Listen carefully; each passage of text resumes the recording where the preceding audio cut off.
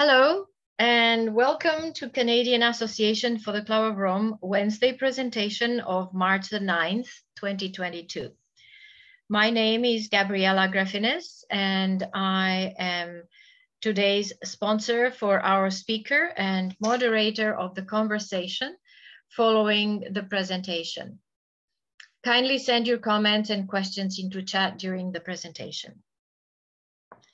So today's topic is on smart cities. And as we know, cities are the nexus of human activity. They have been the transforming centers of human habitation for millennia. Today's cities are undergoing fundamental changes being enabled by advanced information and communication technologies. The world is moving from transactional cities to smart cities. And from smartphones to smart cities, the technology has advanced at such high speed that we constantly wonder also if innovation is shaping the future for us, and are we in control of our culture of innovation, and how will it shape our values, ethics, and need for sustainable living? Dennis Meadows said technology is not an independent value-free force that comes around, sees the problem, and brings a solution. Technology is a value-laden tool. To help us explore how the future of communication and information technologies will change our cities, the hubs of modern living, is Peter MacKinnon. Some of the participants today will know Peter from some CACOR events. He also made some presentations for us. I met Peter at the Foresight Synergy Network, where he chairs presentations. Peter is a pioneer in many fields of science and policies on the domestic and international arenas.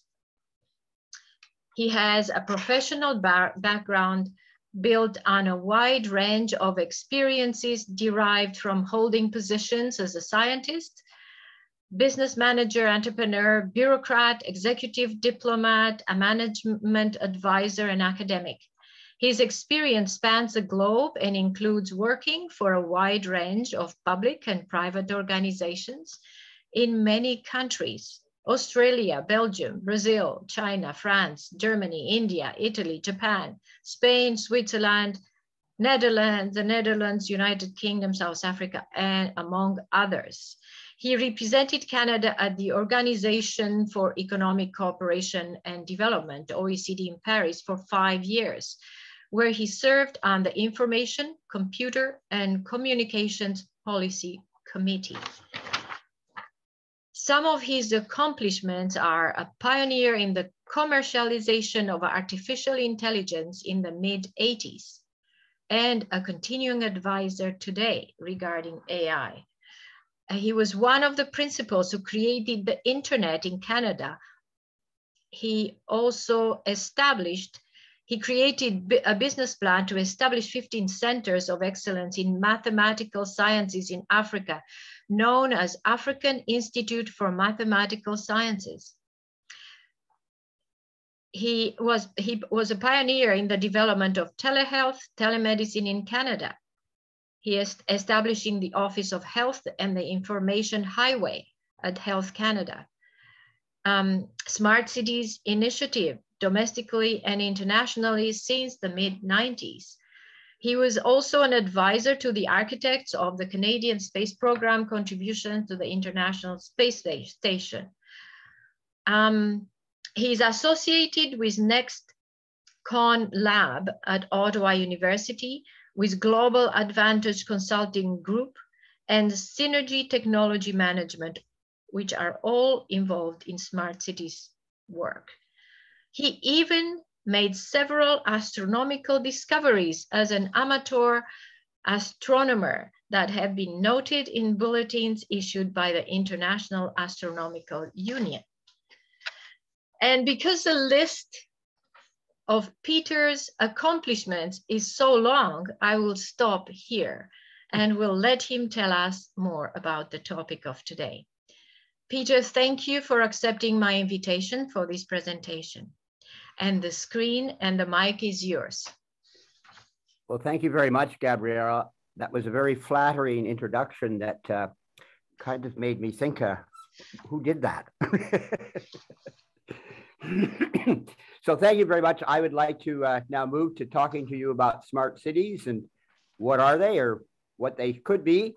And I'll begin with my first slide. So I hope we're ready to go here. And here's my title. My affiliations, as pointed out, are given there.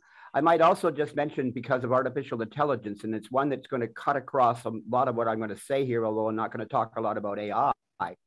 I also serve on the IEEE, which is a international engineering organization, and I'm on their US committee that deals with artificial intelligence. I'm the only non-American on the committee, and I get an opportunity to see what the United States is doing in terms of its development of legislation, both in Congress, both houses, as well as in the White House, in regard to these types of technologies related to artificial intelligence and robotics.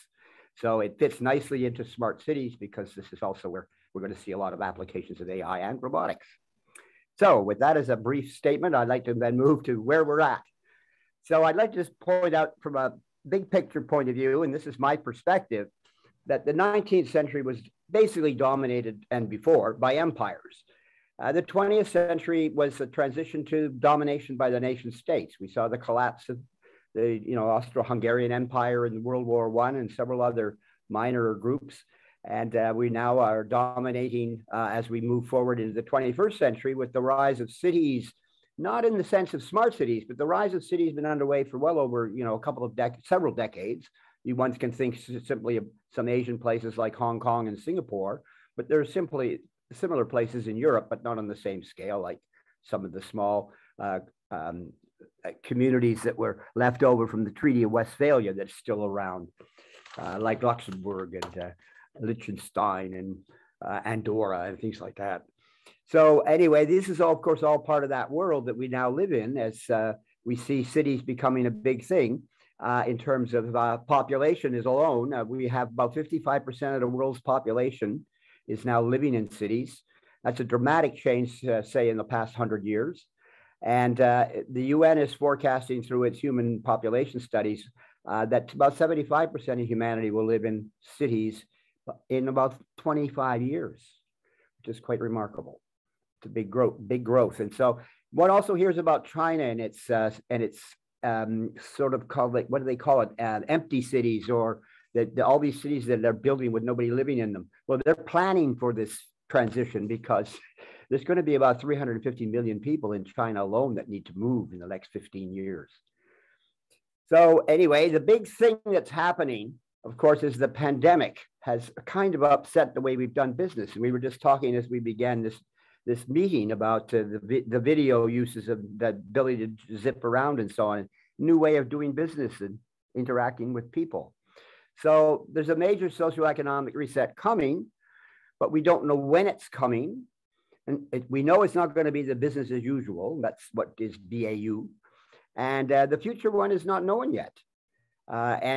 We even have some very hot issues like current war going on in Europe that may be upsetting this kind of part of, we don't know what's the unknowns here. So I just point out the time, the scope, and the cost of the new BAU is still guesswork. And I can go to the next one here. And this is just a quick one to just show you some trends related to population over time. You can see the crossovers. And note that the population, what's interesting, and that's in the note, overall population growth continues to abate at the lowest rate in the past 70 years. And we're looking to getting to about 8.5 billion by 2030. Assuming the pandemic remains kind of no further in terms of the intensities. So the rise of smart cities. Well, if you think about a city, typically it's transactional. In other words, you often hear even in the governance of a city, when you go to vote, you think about the city and it's all broken into silos, or you have an issue with your garbage collection, you get your water supply, everything's a silo. That's the transactional city. The smart city, everything is shared in a data sense. There's still operational departments, but data is shared, and there's a lot of value in that. So let's think about a city as really, in this context, is surface. the space above the city, and I'm going to explore the space under the city and also the virtual space. So let's look into those. If there's any questions as I talk along, don't hesitate to let Gabrielle know. And I would suggest that we only take questions for clarification now. And if there's anything that wants to change the subject or ask details, we can do that in discussion. So what makes a city smart? Well, there's got to be some ingredients. So one of the things is about local. This is becoming a very highly focused approach on many smart cities, and has been, of course, a tradition in the past anyway, 100 years or more ago. There was a community. Many cities had communities, or towns and villages had little communities. So that's an important part of now going back to local is part of the smart city trend. And all the data that is collected in a city can be real-time and archival, and in being in a digital form can be used to make better decisions on a cross range of functional capabilities. You'll see in this structure of my presentation, there's colored bars, and the things basically where the bullets are that are colored is what I really want to talk about. And the other material is something you can follow up with later on. And the last point is more comprehensive real-time data gives cities the ability to monitor events as they unfold. This could happen in the case of, like here in Ottawa, the recent trucker convoy. There was clearly a need for a highly integrated communications capability among various government agencies and levels of government, and with the public and with the healthcare system, through the public, through both the media, primarily through the media and press releases and so on. Okay. Well, there's no definition of a smart city, to be honest, at least no accepted definition. There are many, many definitions. So I'd like to just give you an example. This is what we could characterize as a stylized ideal smart city. This diagram on the right, it shows us a variety of things with the word smart appropriately added to it. I might say that smart, and I'll probably get to this again, but what makes something smart is you're actually adding communications, two-way communications. That's really what smart means. Like, think about your hydrometer or your power meter. That's now called a smart meter because actually it can communicate in both directions. Used to have somebody come and read it. Now it can talk to the center and the center can talk to it. So we have all these smart things as it goes around. So you can see that most cities are far from operating like this. And here are some of the reasons. And one of the main ones is financial constraints. And here are a couple of definitions of smart cities. As I said, there's various types. And you can see by just reading yourself how they seem to have a different perspective on different things that are part of basically helping citizens. It includes a future for its citizens, services, and citizen welfare in this example. Furthermore, you can get sort of specific kinds of definitions. So here are a couple of data-driven definitions of smart cities. And here it's an emphasis on sensors and networks like Internet of Things. It's also known as IoT. And this is a replacement of something we'll talk about in a few minutes when we get into some of the technology. So I consider as a good working definition these four bullets. That a smart city is citizen-centric, has useful real-time knowledge of itself, proactive and creatively resolves challenges. The creatively is, of course, in quotes there, because that creativity may be involving the use of machine learning and deep learning as part of using aspects of modern artificial intelligence. And furthermore, it evolves continuously through gradual innovations.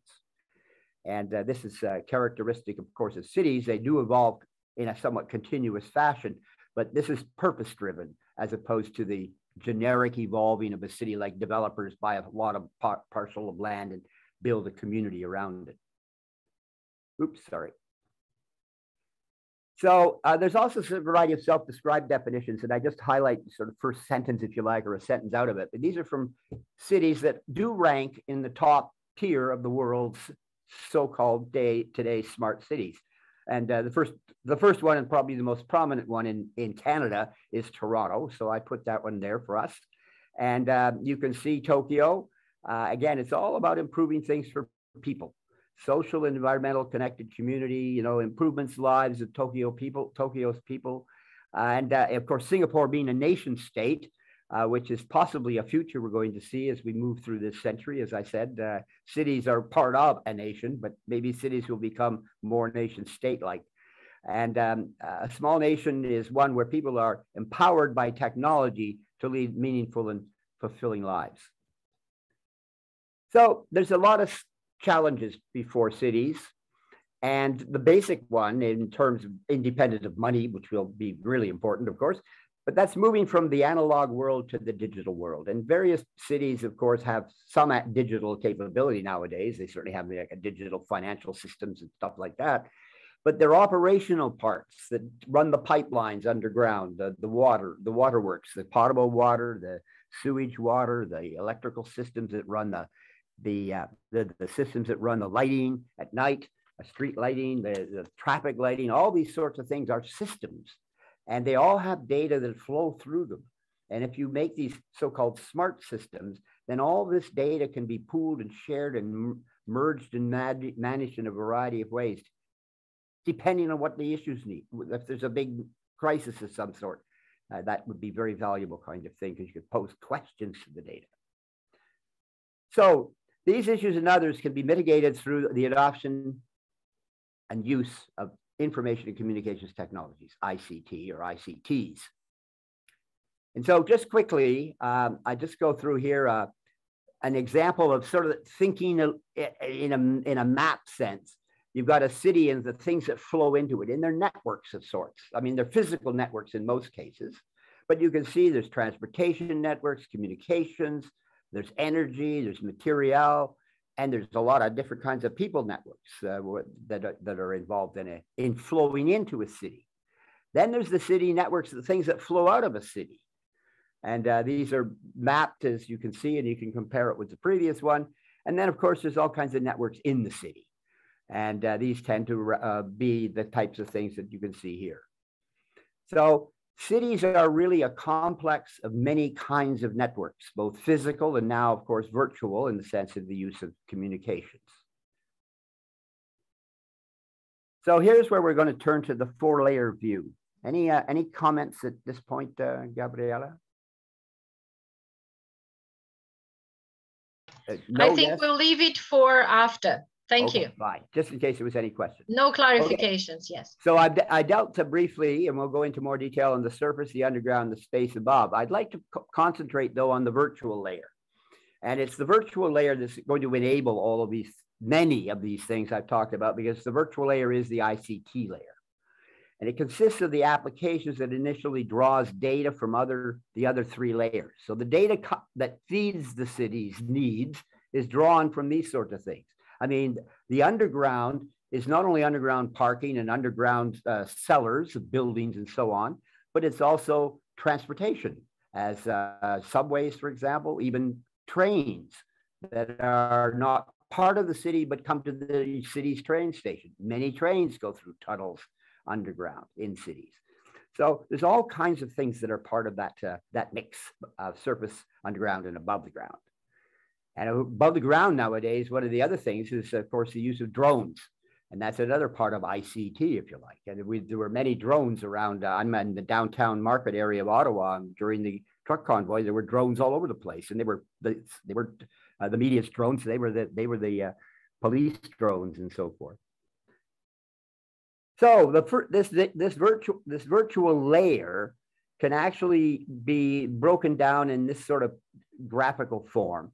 So on the bottom layer is all the stuff that gathers the data and transmits it around, well, gathers the data. These would be sensor networks of various sorts that can measure things and monitor things. Then you've got networks that are going to collect the data, flows through and distribute it to a variety of places. That's infrastructure. And most of that kind of infrastructure is actually private sector. That's the telephone networks, the internet networks, the wireless networks, etc. Then you've got to have some kind of data management and some way to manage and navigate through these volumes of data, large volumes of data. It's moving towards what's called big data. That requires information systems that are resident and distributed across city apparatus and city infrastructure. And then there's the services and the applications that go with it.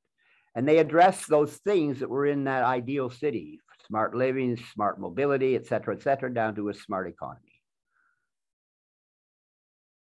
And if you want to see it sort of a picture form, this is the surface and above the ground part of the city.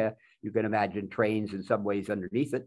But you can see by example, these could each be turned into a use case of where you can see applications of smart in here of building, here in energy utility use, transportation, open data, which is probably hospital. So you need a lot of sharing of data within the restricted people who are can have access to it, and so forth. So all of these, every aspect of this has its layers of complexity, but it needs to also be tried to be simplified so that it actually can work.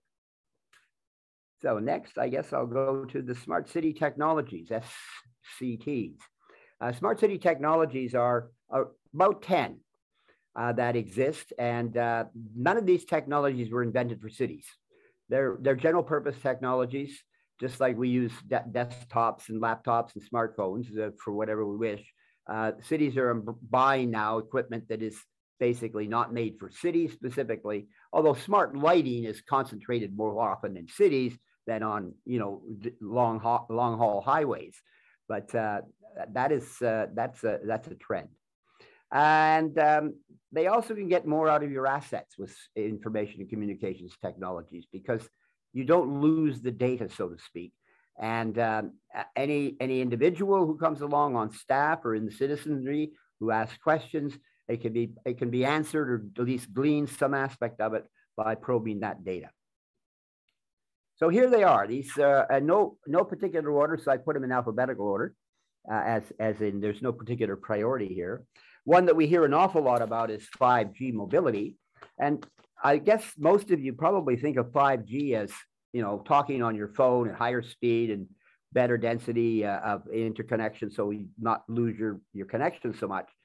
But that's not the real purpose of 5G. The real purpose of 5G is to service this thing down here called IoT, the Internet of Things.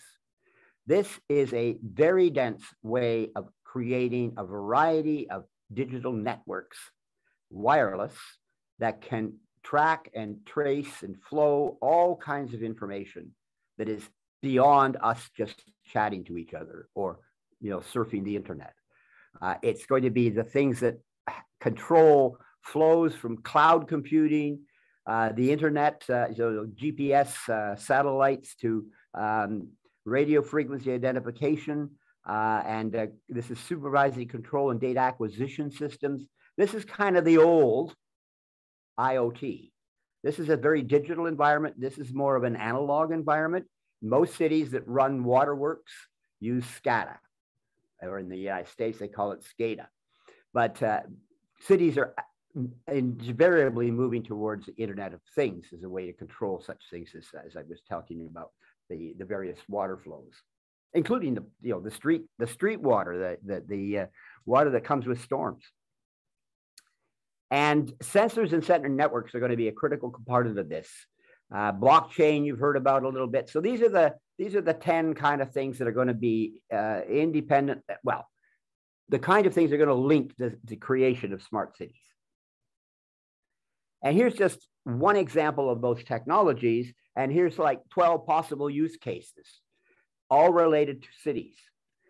So, you can see everything from shopping to ID to property management, keyless signatures in terms of making it easy, like a tap on using your car is like a tap thing when you make a purchase, and a variety of operational activities you can see here in terms of use cases. This is all using blockchain. And just for a quick sort of definition of blockchain, for those who are not familiar with it in any detail, think of it as a ledger, but it's a public ledger. And it therefore can be seen by whoever wishes to look at it, and it cannot be changed.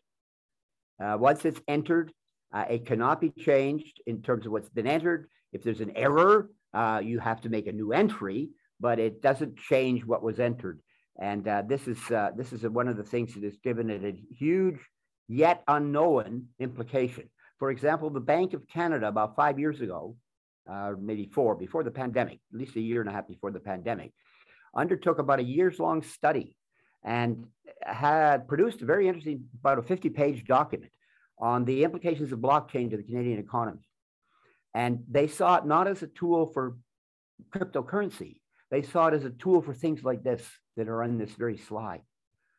It's a way of enabling the economy in a variety of ways and giving it some level of security in the sense of you cannot change the data if it's been put in, you put it in. And of course, you certify what you're doing. It's a typical way of inserting data into things like legal records.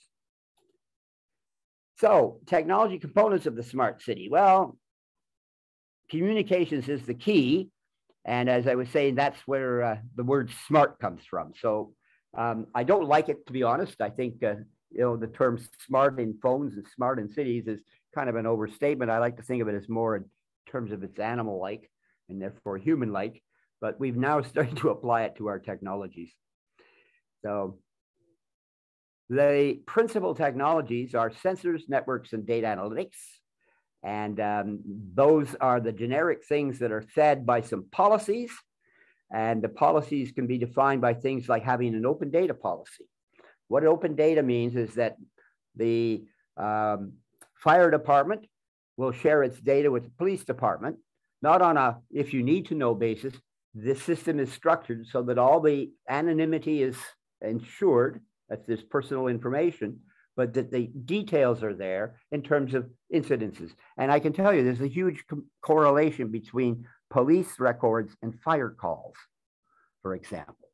And data can be extracted from just having that information to short circuit people who take advantage, let's say, doing false fire alarm calls. So there's some excellent sources of and information on that. A great example is New York City, where they made a huge saving in operational costs, and it costs very little to change the data sharing. I'll just move on to this one, the benefits of smart city technology. Well, this is from a big study that was done, so this is data that was derived from that. The path to a smart city future is often unclear to urban leaders because they really fail to understand a variety of things of what's digital, what's analog, what do those actually mean, and so forth. And also planning is not necessarily effectively done if you don't have some insights. So without the right vision, plans, and talent and funding, of course, funding is critical. Smart city projects are not going to reach their full potential for sure. And another way to think of a city and this new world of smart is that it's all about data as well as all about local. So, but it's all about many locals in a sense, but it's all about all the data in a bigger sense. So the smart city draws on this IoT and real-time information, and it will use AI-based applications to extract value from that data.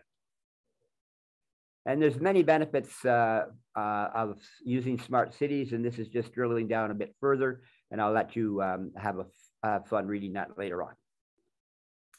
And there's even more benefits, and you can see they range across things from decision-making, safe communities, to actually new economic development opportunities. So it's really broad. It sort of covers the supporting infrastructure for an innovative, livable, habitable, clean in the sense of air and quality of water, et cetera, city or cities. But each city does its own thing. So it's kind of interesting. Now, I must say, smart cities have organized in a different way than normal cities, other than twinning of cities, as you're well aware of, haven't for many decades. Smart cities are now actually linked together through a variety of not-for-profit organizations around the world, and they make a significant effort to share lessons learned. Amsterdam, Singapore, Madrid, London, Paris, Tokyo, Shanghai. I mean, the list goes on. All these cities are sharing their growth together and the experiences as they become smart cities. New York is an excellent example as well. I just use 3 examples here of in systems of systems. So I was pointing out that the cities are a vast range of networks, and each network is part of a system. And so there's various systems, and some of them are publicly and privately shared. Others are public, depending on the kind of country as well, and policy of the health sector policy. And then there's other things that are a combination of different ownerships, mostly in the private sector, but some of this could be public. But there could be the building owners that are one group, and the people who generate the electricity is another group, and the people who own the wires that carry the electricity can be another group. So all this is again a vast web of complexity, and ultimately it requires really good governance, because without governance, none of this will work well. So you can see there's intelligent transportation systems. That's where you can control the lighting in terms of traffic lighting. You control street lighting as examples. You can control roadbed conditions, say on bridges. You could know immediately from sensors that the bridge is icing up, that sort of thing. You've probably heard about these things, telehealth and telemedicine. Just to make a slight difference, telehealth is about when you call a nurse, you need some advice, or you're looking for some medication, but it's not a prescription. Whereas telemedicine is where it's actually where the doctors, one aspect of telemedicine is actually remote surgery, where the surgeon is X kilometers away from wherever the surgery is taking place, and it's being done remotely. That's all implemented through both AI and networks and robotic devices. And then we have things like smart grids, which you hear a bit about because Ottawa is moving that way. And we have our smart meters, and microgrids are kind of a smaller scale of that, if you like. A microgrid kind of is confined to a building or a shared group of buildings that can swap electricity around or do other things related to what electricity is used for. So it's sort of self-regulating and building and local sharing is part of the microgrid, and the smart grid, of course, is this self-regulating.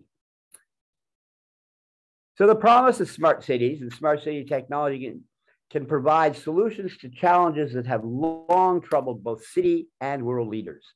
And these are a wide range, and you're well familiar with issues of poverty, issues of housing, which is actually a crisis in many countries, including Canada. There's often, depending on the size and scale of the city and its roadbed design, huge transportation gridlocks, etc. So, on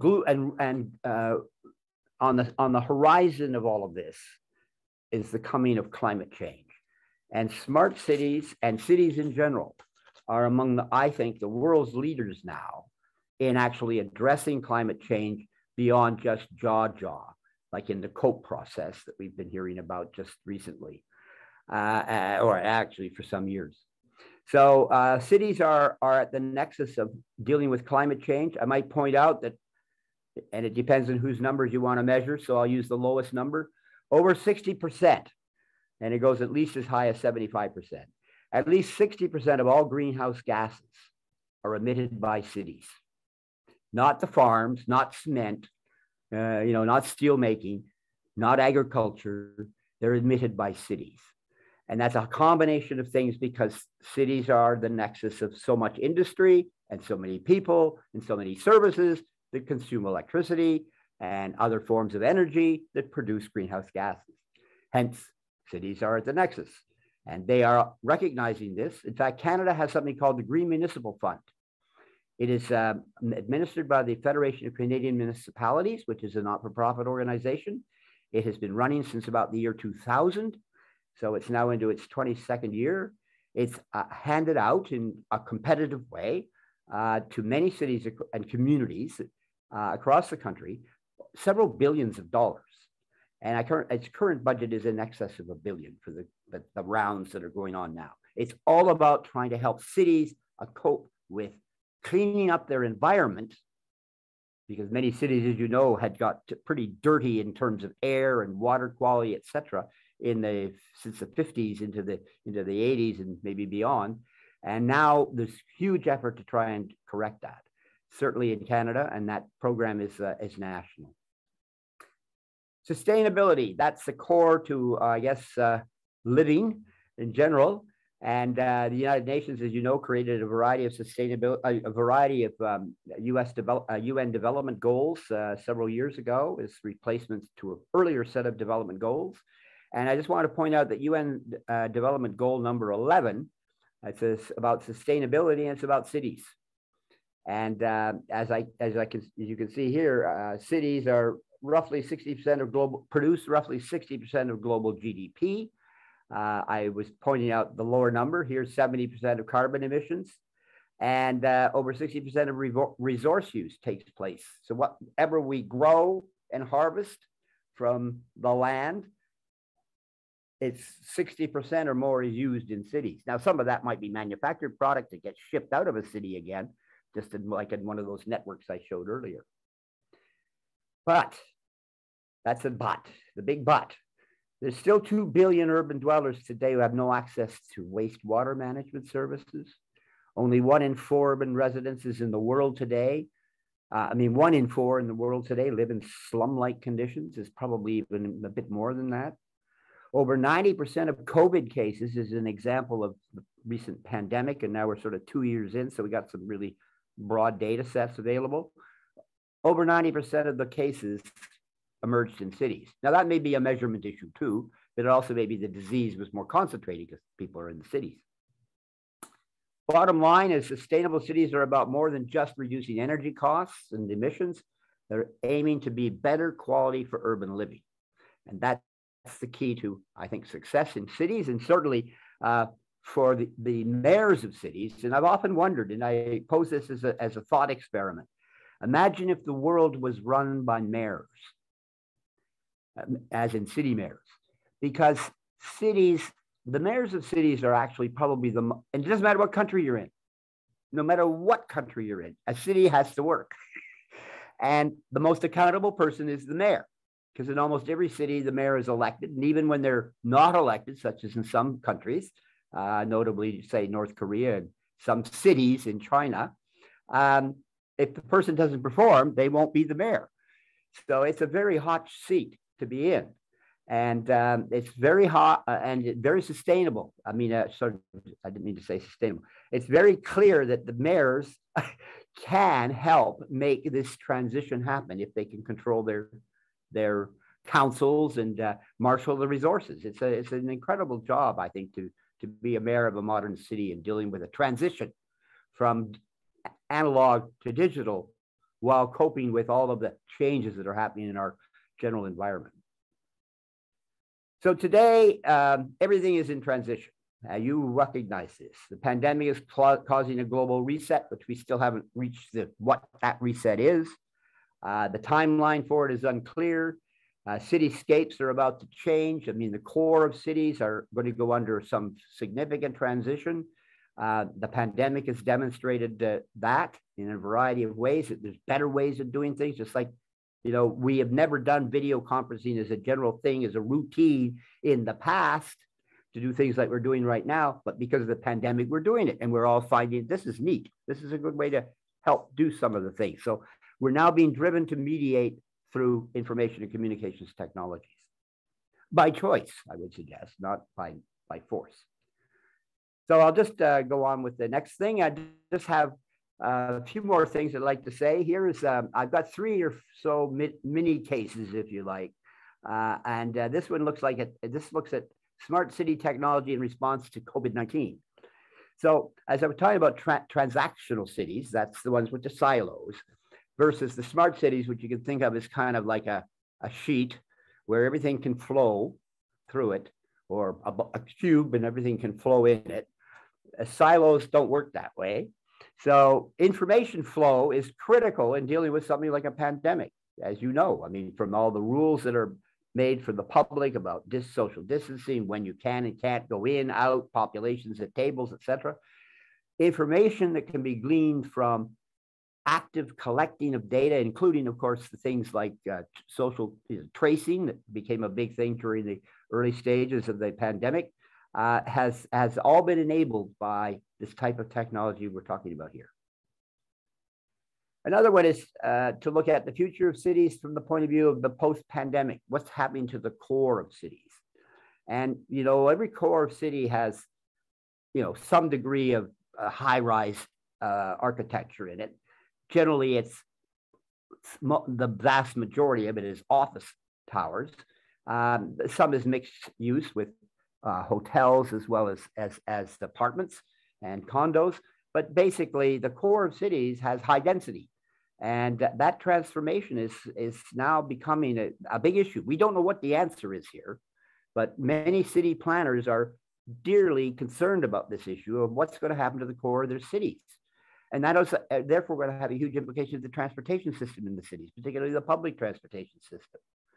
So there's all these interconnectivities that are yet to be resolved and understood, yet at the same time, they're grand challenges that are, for those who want to have a passion for this, would be delightful to work on. And we'll even see, I think this is a projection here that I would advocate, that we'll see many cities, particularly the larger kind of cities, and Ottawa's getting to that scale, I mean, 1 million or more type people, won't have one core. It'll have multiple cores. A modern example is, London, England, for example, with at least 3 cores. Have been there for over 25 years.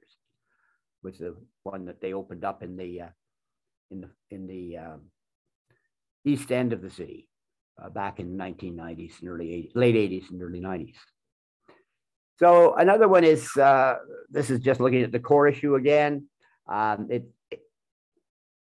Smart buildings deliver useful building services, including dealing with fire and isolation of a fire. You can now use the smart building with its sprinkler system, its alarm system, its notification systems to both fire and to emergency services. These all can be integrated, and buildings can become, in effect, smart in that context, and they can even share across buildings. There are some builders, that is a same company who builds several towers, is making these towers all interactive. On the other hand, there's also cooperative development where different owners of buildings and builders of buildings are making their buildings interactive. So the one last one here is future of city cores in the this is the last on the post-pandemic. And smart cities often advocate for the development of mixed-use space. This is the point I was talking about in terms of what's going to happen in the core. I think we'll see a big change there. And there's that point about buildings communicating with each other. There's also a standard, by the way, in the environmental context that it's the most widely used standard in the world for cities. It's known as LEED, and you can see the definition of what that is, but it's basically about how green is your building. And it's got a hierarchical structure to deal with that. So in conclusion, I'd like to provide first a context. Cities in Canada in general are under more financial stress today than they've ever been. The pandemic has stressed them, and they were already stressed by economic conditions. So to achieve some of the things I've been talking about here is going to cause cities, as the next bullet I think suggests, that their plans have been pushed back or pushed forward, if you like, at least 5 years because of the changes that have been happening in the last 2.5 years, and whatever's going to happen the next year. Heaven only knows what's going to happen as a result of Ukraine. And the pandemic offers municipalities the opportunity to reassess and redesign some of their infrastructure. So this is a good thing in my view. I mean, it's unfortunate we had to have a pandemic to drive this, but the fact is, it's, I think, a good thing that cities will do this, because it does offer an opportunity to modernize. And modernizing, and I don't mean just for the sake of modernizing, for the sake of improving the quality of life in a city. And as, of course, as I was stressing from early on, governance and therefore leadership are all part of making all of this happen. Then in the context of cities, as was mentioned in Gabriella's opening remarks, I mean, cities have been our nexus of civilization for a very long time. And I think that we'll see there's continue to be the nexus of human development and innovation well into the 21st century and beyond. Cities that operate independent silos will miss opportunities to step up to becoming more modernized and therefore more integrated and more safe as well. And I don't mean just in a traditional security sense. I mean safe in the sense of potable water, clean distribution, clean streets, clean air, all those sorts of things. And ownership and control of infrastructure in the city is often spread across a number of public and private organizations, as I was saying earlier. This also adds to the complexity. So there's lots of technology involved in products that the technology actually is creating that we can talk about and sound really neat. But in fact, it's this bottom thing, this last bullet, that really is going to allow a city to either be successful or to fail, or just to be an also-ran. Because if you can't get it together across all this spectrum, you can't make that transition. And finally, at the level of smart cities, the benefits of becoming a smart city, I think, are way over being just a transactional city.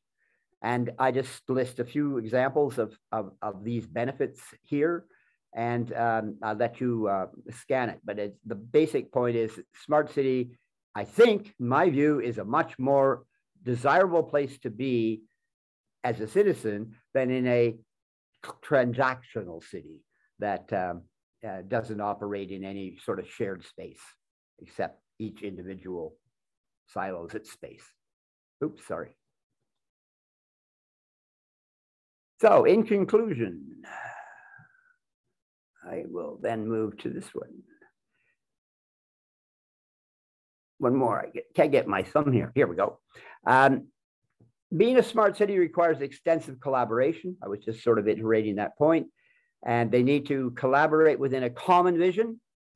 And it's got to be acceptable to community leaders, as well as all levels of the city administration and the city residences as well. And that includes the business community and the educational community and the health community. I mean, there's all these different communities that are a part of a city.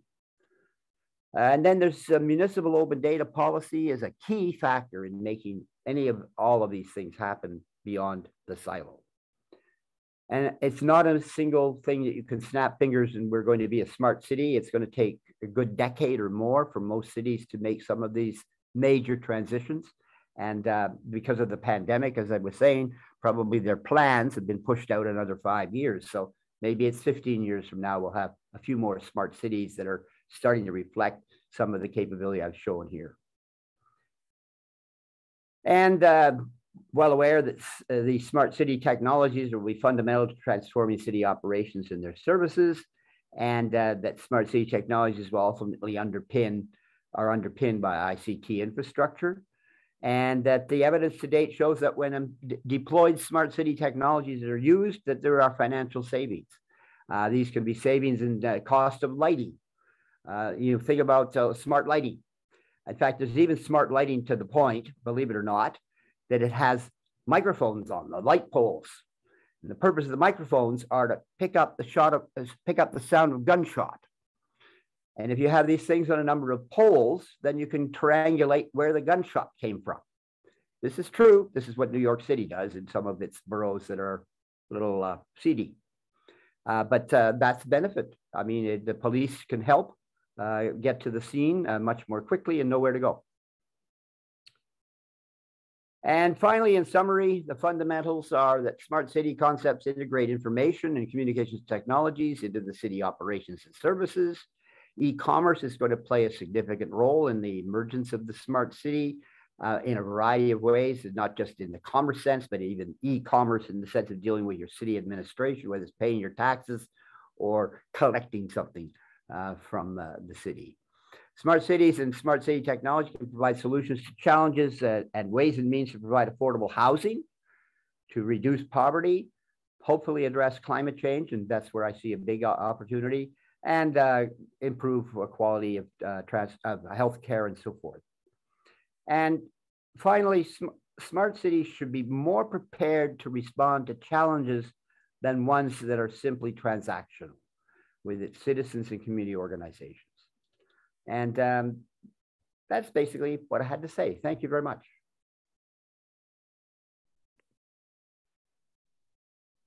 I'm open to questions when we get into that.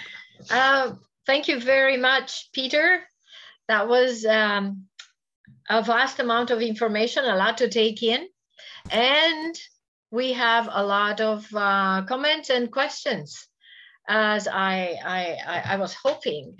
So we can start our dialogue now.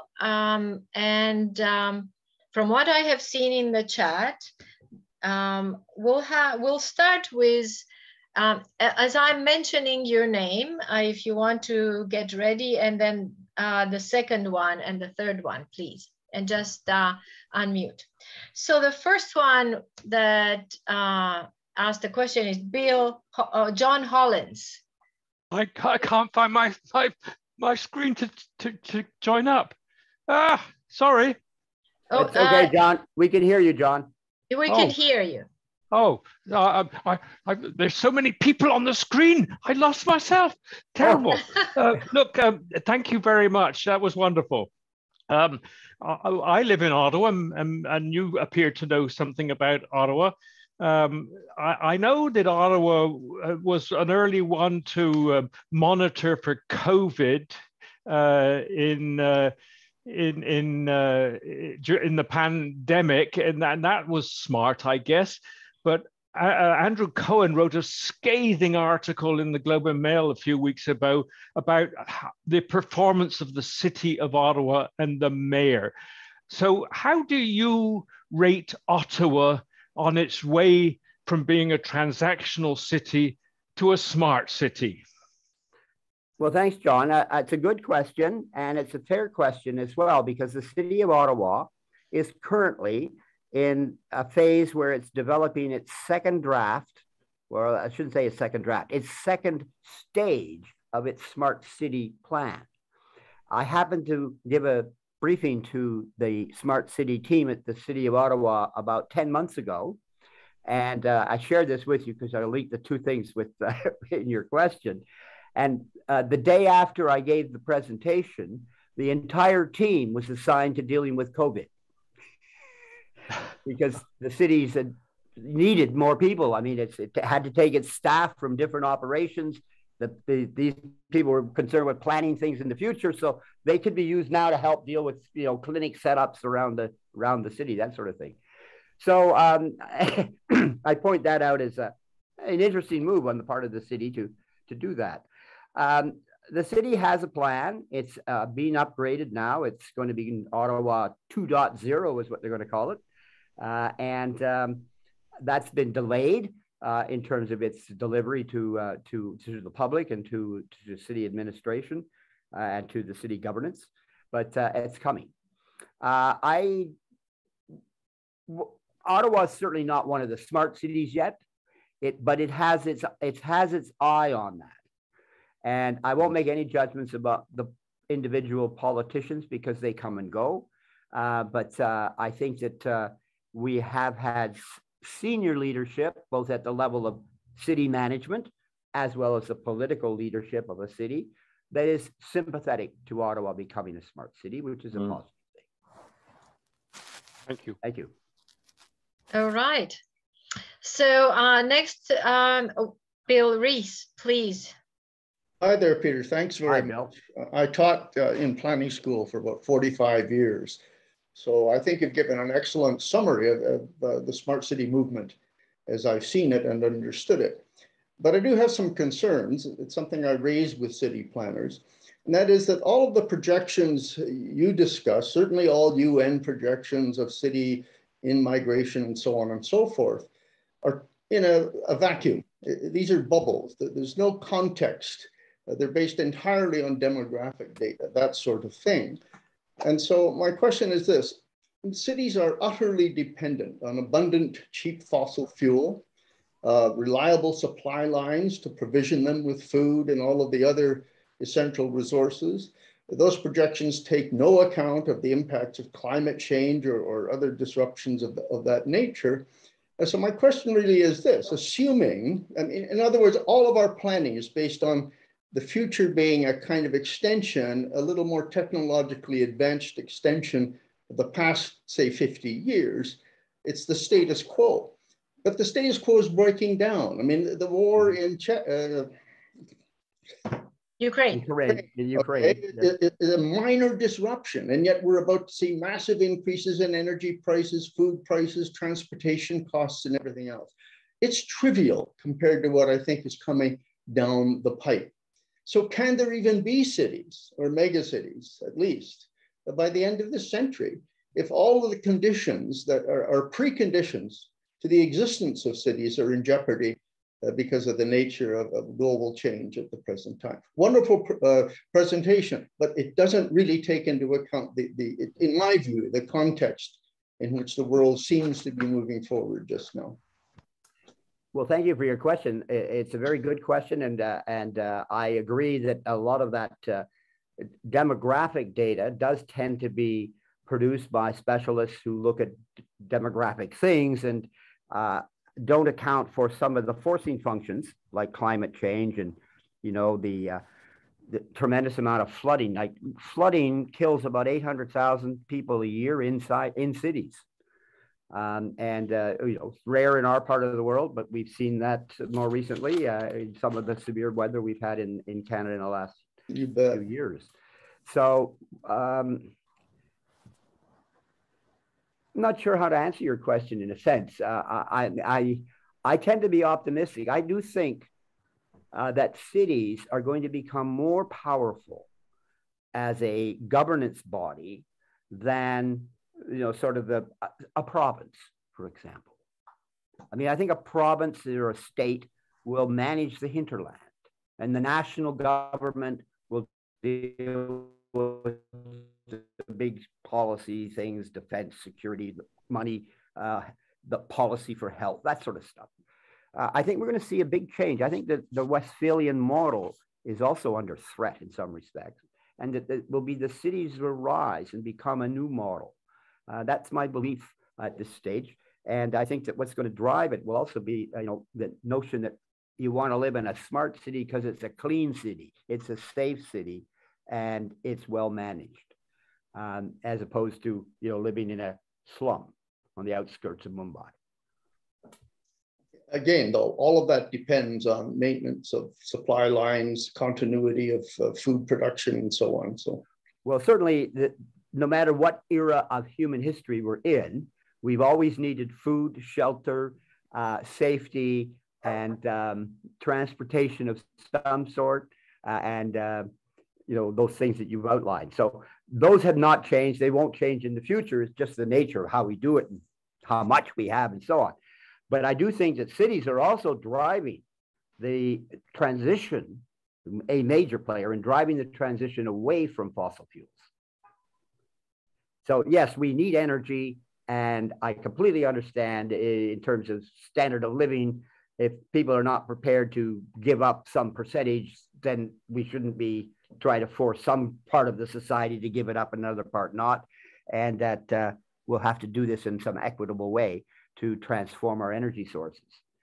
But I think cities are moving significantly, and even constructors now, people who build buildings and bridges and stuff like that, they're starting to build sustainability into their structures, and also building green, if you like, into their structures. So I think this is a generational change that I'm talking about. It's probably going to take several generations, because by the time we reach the end of the century, we're going to see a different world. Whether we make our temperature objectives, and temperature is just one of the measures, right? I mean, it's also distribution of winds and moisture. So temperature is one of the measures, but it looks like we're not going to make our temperature measurement issue, our temperature forecast as a breaking point. So lots of things can happen between now and then. But your supply line thing is of course essential, and it's always been there. I just don't know how it'll be in 50 years. Thank you. Thank you. Okay, great. I'm going to mention if we can try to keep the questions and answers a little limited so that we can get through everybody. We have quite a few people who have questions. Richard is next, followed by Raymond. And Richard, you had several questions and comments. Please go ahead.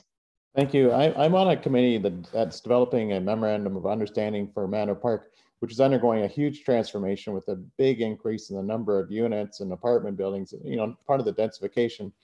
And as part of that committee, I also had to study the city official plan.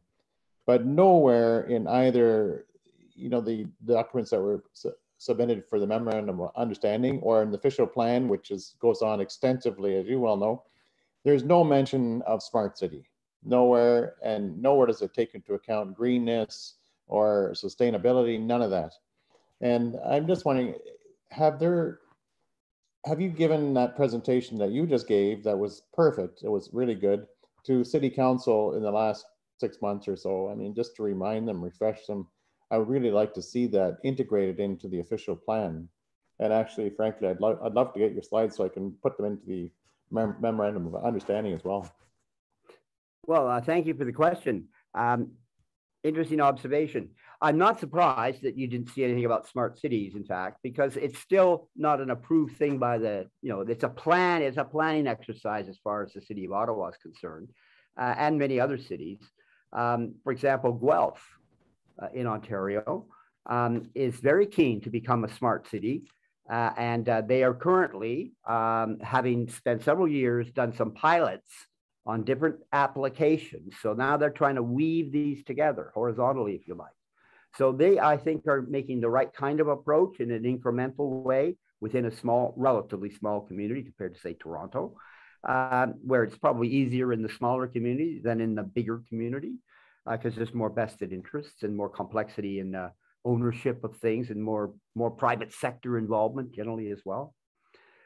So I wouldn't be worried about it not being in the plan, but I would suggest that maybe in your memorandum, you might make some passing reference to this as a future, something about with your plan is going to be around for if you're doing densification, it's going to be around for decades.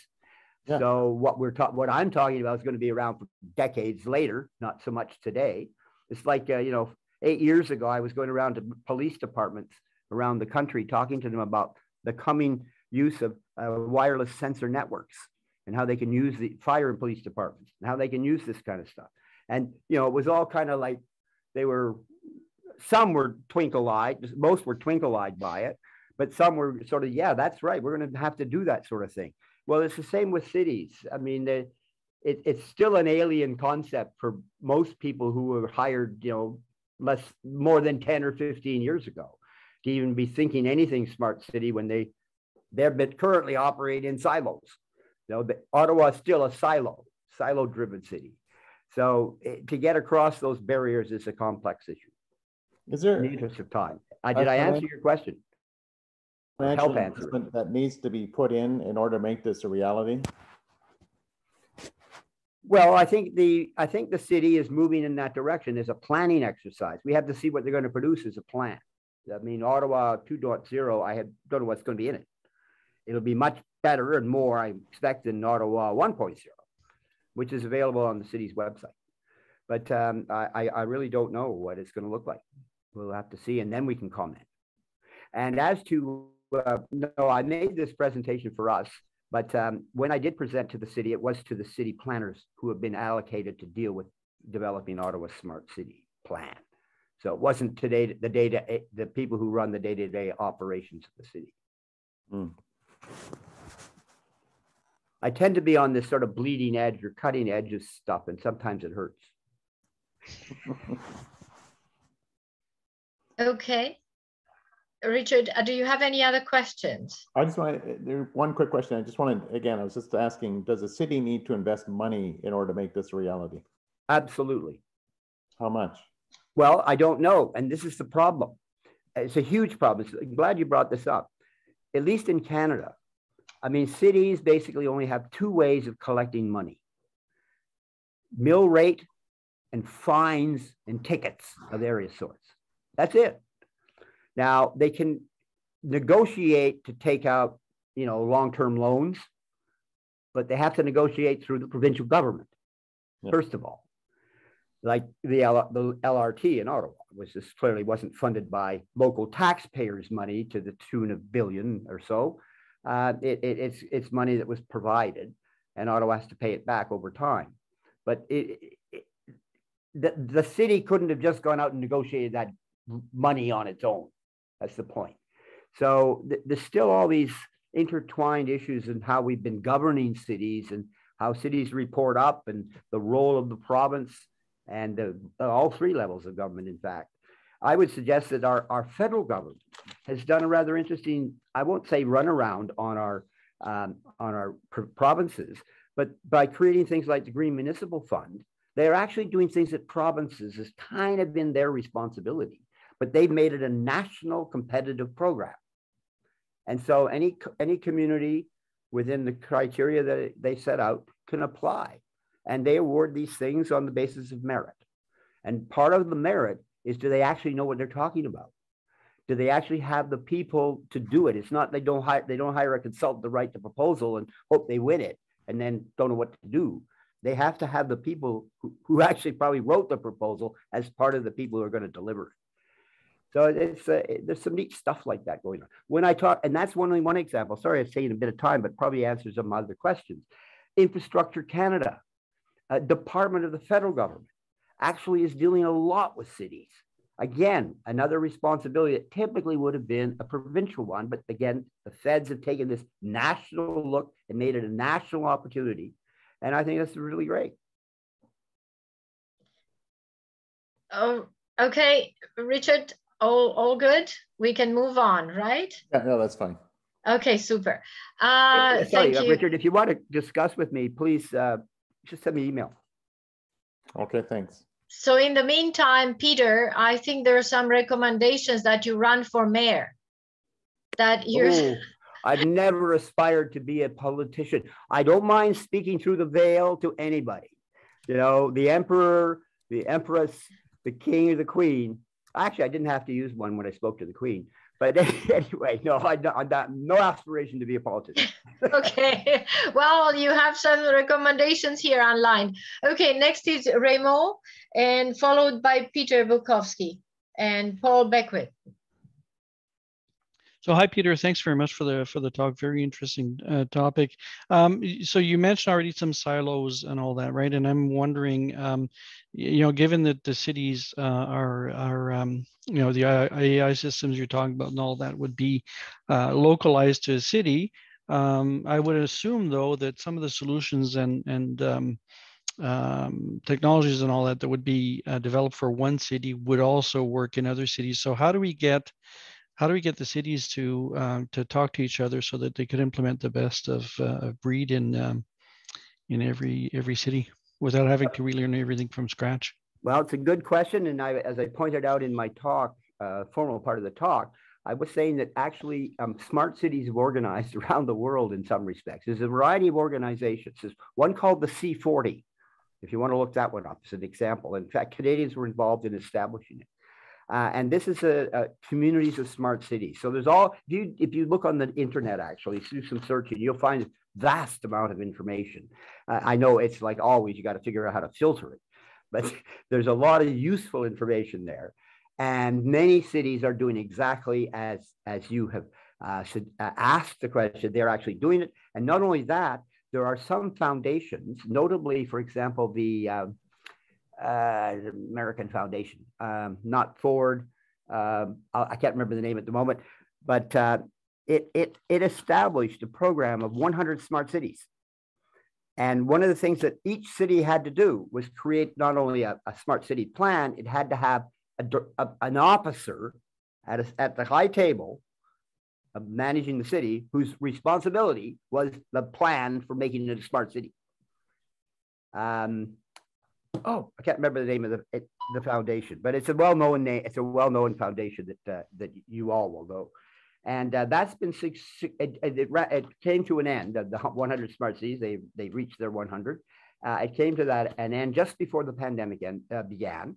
And it was stunningly successful. And of course, they're still monitoring how it's going. Thanks. So there's a lot of that collaboration already happening by the bureaucrats and technical people within the smart cities and those who aspire to become, because they're all very open. They're not closed. Okay, thank you, Raymond. Peter, followed by Paul Beckwith, and then Zach. Hi, Peter. First, a quick comment and then a very different question. The comment is based on the fact that I am of Ukrainian ancestry. We have seen the Tsar, Lenin, Stalin, and now Putin. Smart cities, the Internet of Things, and all of that scares the hell out of me because of the power that it gives to totalitarian monsters. And absolute power corrupts absolutely. My question is quite different. Smart cities, all the Internet of Things, we have a housing crisis for working class and middle class. My daughter would have to spend over 20 years of her total gross salary to buy a house in Ottawa now. Exactly what, in what major fashion do smart cities and the Internet of Things dramatically lower the cost of housing?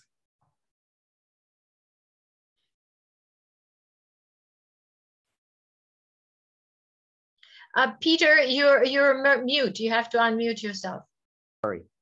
I don't think it lowers the cost of housing in the sense of the purchase. And that is a market condition. Some of it, of course, is related to, if it's a new house particularly, it's going to relate to the latest price of lumber and cement and things like that. But if it's a house built in the past 30 years, you're not going to be amortizing the cost of the timber. So it's a market price. And I agree, there's a lot of market pricing now that's way out of line. As I said earlier on, we have a housing crisis in Canada. And that housing crisis isn't just the poor, and it isn't just young, as in 20 and 30-year-olds. I can cite examples with my own children who say, I'm never going to own a home. And I have 5 children, and one of them owns a home. And she was 42 when she was able to afford to buy a home. Now, I'm sure all of us had a home well before we were 42. And so, yes, that's a sign of the times, and it's not a sign that I like.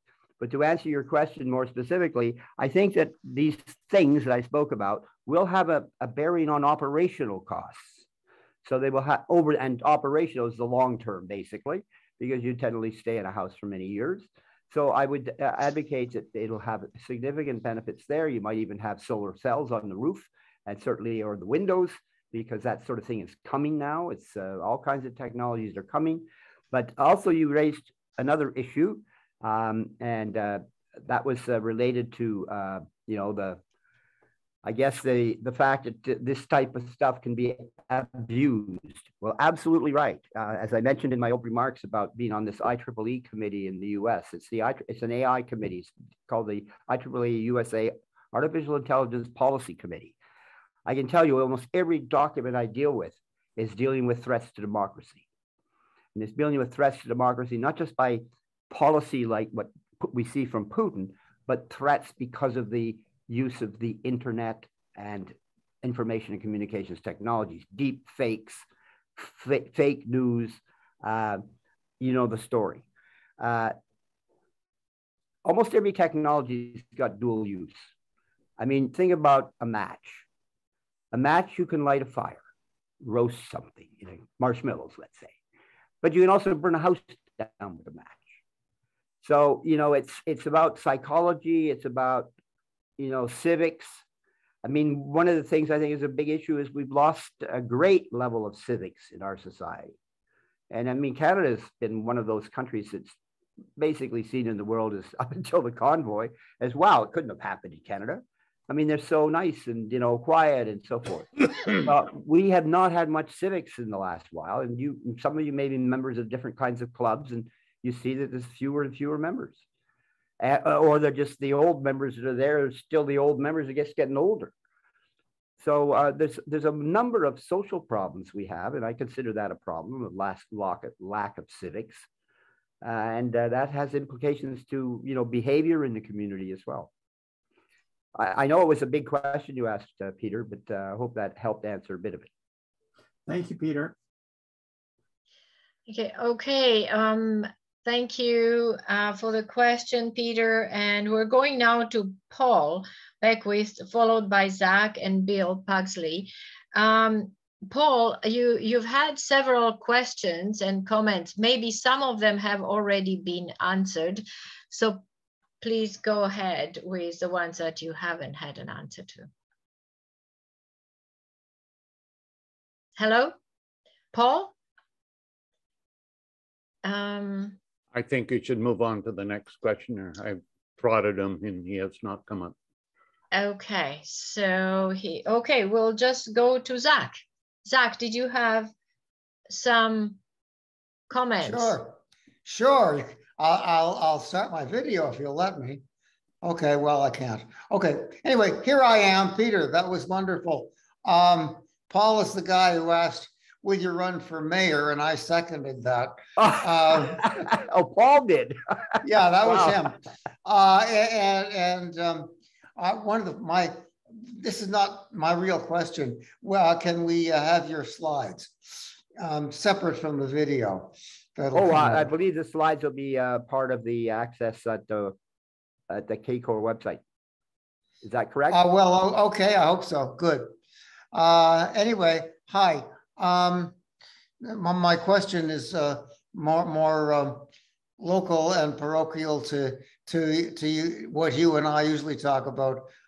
Is there any way, do you think, that the mayors, powerful as they are and will become, and the smart cities can impact the supply end of petrochemical and fossil fuel extraction and burning, etc.? I missed the essence of that. What was the essence is question? the essence is, will cities, as powered by mayors or vice versa, be able to impact the fossil fuel industry as they continue to impact the world as we know it? Yes. Well, it's an interesting question. I don't know the answer by any means, but as cities develop further green policy, and we've been doing that in our environmental treatment, greening things now for several decades in this country. But now greening is also doing things about energy. And I think that as cities, because they do have control of their public buildings, and they do have policy they can employ down to other organizations, perhaps the healthcare buildings like hospitals and so on. But it depends on ownership issues. But again, it's all part of that governance. So I'd say that policy slowly will allow cities to reduce their dependency on fossil fuel or certain fossil fuels. I mean, I remember when all our principal fossil fuel was coal. And, we don't get coal anymore. Coal doesn't get delivered to the city except for maybe some restaurants that burn coal in their pizza oven. So, I think we'll transition away from that. And I don't think it's going to require a particular effort of mayors. I think society in general will see that happen. Okay, thank you very much. Thank you. One thing has occurred to me. You say it takes money, and Canadian cities are currently financially strapped. And yes. I kind of thought, well, that's not breaking news. When aren't they? Well, this is a model. I mean, that's what I was saying. The only way they can get money in an operational sense, its operational budget, is taxes and tickets. Okay. Taxes mean basically the mill rate, so they can change that. Thank you very much. Thanks, Zach. Thanks, Peter. Now we're moving on to Bill Pugsley, Phil Riley, Meg Sears, and Mike Nickerson, and then we come back at the end at Paul Beckwith. Okay, so Bill. Thank you, Gabriella, and Peter, thank you very much for your talk. My question has to do with how the vulnerability of a system, a smart city system that depends so much on real-time communications and the internet, given that when it breaks down, and we've had instances where that's happened in Ottawa, where even the general manager of the city had difficulty getting answers back and forth because his cell phone was blown up. It was interrupted by overuse. And it comes from my background as the former director of the Canadian Forces Weather Service, where getting weather information to the military, and at the time I was there in the early 90s, we had 17 peacekeeping operations and the Gulf War to deal with and to try to maintain communications. So, but in a city sense, there must be some vital services in a smart city that depend on communications and continuing no matter what. So my question is, to what extent do you need a backup for that? And it could be as simple as in major shopping centers where the credit card systems go down for whatever reason and everything stops, or you have to use cash. The backup in that case is cash. But on a more serious level, critical areas of operations in cities, what does one do as a backup or a second option? Well, as you can well imagine, if the electricity goes off, everything shuts down. It depends on the flow of electricity. So we've had that happen, of course, from time to time. Sometimes it's been big. Most of the time, it's just a brownout. But that's an example of your question. And I do share your concern. Security of the cyber environment is paramount to ensuring trust in the system, both at the level of it's operating as it should, like it's the valves are opening and closing in the pipelines as they should, to you make an electronic payment and you know that it is actually into the government. It's not going to come back and say you didn't pay the city government. So, it's all this kind of levels of security, including, of course, the bad guys trying to penetrate. I've been involved for about a year with an initiative which we as a group, including some folks from our intelligence service, we call it, it's just a working name, but the name tells you what it's about. The International Institute for Smart City the International Institute for Smart City Cyber Resilience. Right. And one of the things that's now possible in the high ends of cybersecurity is to be proactive. And using machine learning, you can monitor the state of your networks and monitor the changing state of those networks. And depending on the changing state of those networks, you can determine whether there's penetration. And the very sophisticated kinds of stuff. If you want to get a handle on it, as an example, in the public sector, and as in the private public, as in the open domain, there's a company in the United Kingdom called Darktrace. And if you look them up, you'll find all kinds of very interesting white papers they have made available on this issue of forward projection of cybersecurity. I suppose that could be done, as the military do, with what are called war games or operational research. But I've never seen that applied to the city. Well, and they might well do that. Check out Darktrace. That's just one example, but that's a good one. Thank you. Okay. Thank you for your question, Bill. Okay, thank you, Bill. Peter, we're moving on to Phil Riley, followed by Mike Nickerson, and then Meg Sears.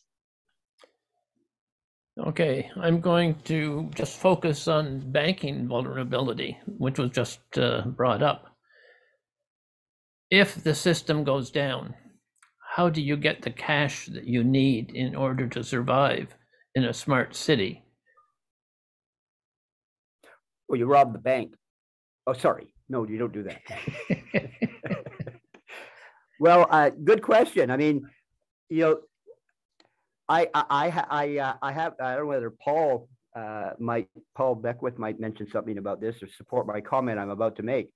But, there was an event in the 1850s, mid 1850s, that Morse code operators, who were the principal way of long distance communication those days, couldn't touch their little devices because they would get intense electric shocks.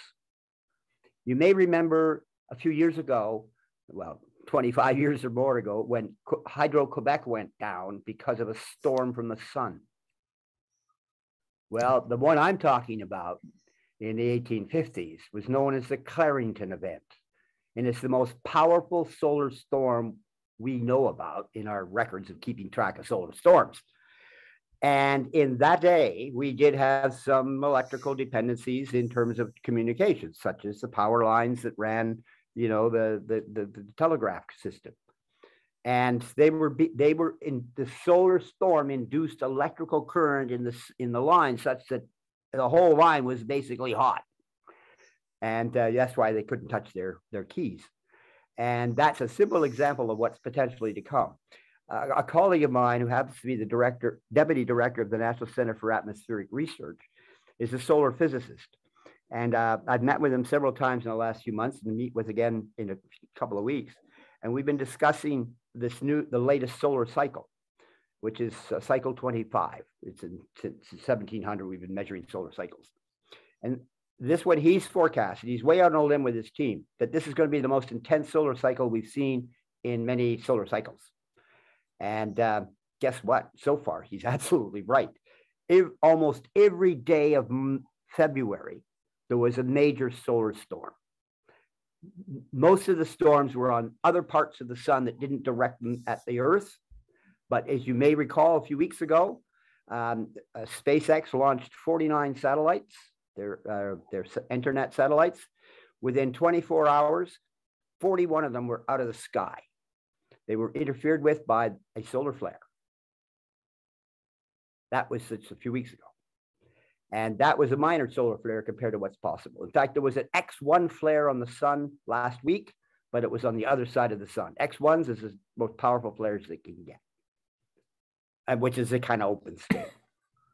So, there's a lot of vulnerability to some things that are potentially catastrophic and very rare, like war, like these Carrington events, like earthquakes in certain parts of the world. We don't get them that often here, but we are subject to some. So, it's all about risk taking and the cost of the risk and, and even being aware of the risk, in effect. I mean, I think most of my colleagues that I speak to about this Carrington event thing aren't even aware of that kind of risk. And you get almost virtually everything that's electronic is going to be subjected to some interference to a massive solar flare or solar event on the Earth through affecting our magnetic field. I do have a second question. Yes. Can I go ahead? Certainly with me, you can. Okay. Let the moderator decide. Phil, good. Could we move on? We're right out of time now. Let's try and get Mike in. Okay. That's why I asked the question. Yeah. Mike, do you want to unmute? Okay, mine is just a comment. In some cultures, if somebody wants to lead, they're disqualified. So that would make you eminently qualified for the job of mayor, Peter. Thank you, Mike. I saw that in the chat and I giggled. Thank you. Is that all, Mike? Okay. All right. So you have Paul. Paul Beckwith. I'm not sure where he is, but I think we're. Paul, are you there for a quick question? Nope. No, I don't. He's not there. Okay, so I guess what we can do, no question, no problems. We can follow. We can have some dialogue after we complete the recorded session. So right now, with this comment, I guess we need to conclude our conversation. Catherine Smith, one of CACOR board's executives, will give us the closing remarks for this part of the session. And after that, the recording is done, then we will continue online with conversation. Catherine. Thank you, Gabriella. And thank you, Peter, for an absolutely wonderful couple of hours almost already. You've got people just keep wanting to share ideas and to ask you questions. I think we could go on for a great deal longer. But I'd like to thank you in particular for doing a couple of things that are really important for all of us. One is really setting the whole concept of the smart city in context and giving us that sort of fundamental foundational piece of what all is involved. You've inspired us so much, Peter, that not only have you been asked to run for mayor, but another comment was just up in the chat that we should send your video once it's out to every mayor in every city along with a cover letter. So you are inspiring people well beyond the direct content of your talk. So much just excited me and inspired me and stimulated me to think further in this talk. I loved the way that you conceptualized it in terms of the layers, both the physical layers, underground, surface, and air, but then that virtual layer too, which of course ties everything together. I thought that was really fascinating. And also the different kinds and aspects of technology that we really will have to work with. And many of the questions, of course, we're dealing with some of the concerns with that. Obviously, keeping these smart cities working and functioning is one of our biggest challenges ahead. And I think many of your points, and as well as people like Bill Reese's, draw that to our attention. And finally, one thing that struck me too is just the way that the pandemic has indeed influenced what's happening with smart cities around the world. Because not only did you point out that this has stalled some of the progress that people were trying to make, in Ottawa included, but there's a silver lining to this in that it has actually going to force many cities to rethink, reevaluate, redesign, as you mentioned, the way they are going to approach this. And I think, like a number of other things about the pandemic, indeed the fact that we're here together on Zoom, around the world, around the country today, that there are silver linings to the pandemic and that we have lessons learned that it sounds like will move us forward with respect to how we tackle moving towards smarter cities in the coming years. Thank you so very much. I can tell already that your YouTube video is going to get a lot of views, whether we send it to mayors or not. And again, on behalf of all of us here at CACOR, we're incredibly grateful for such a stimulating afternoon.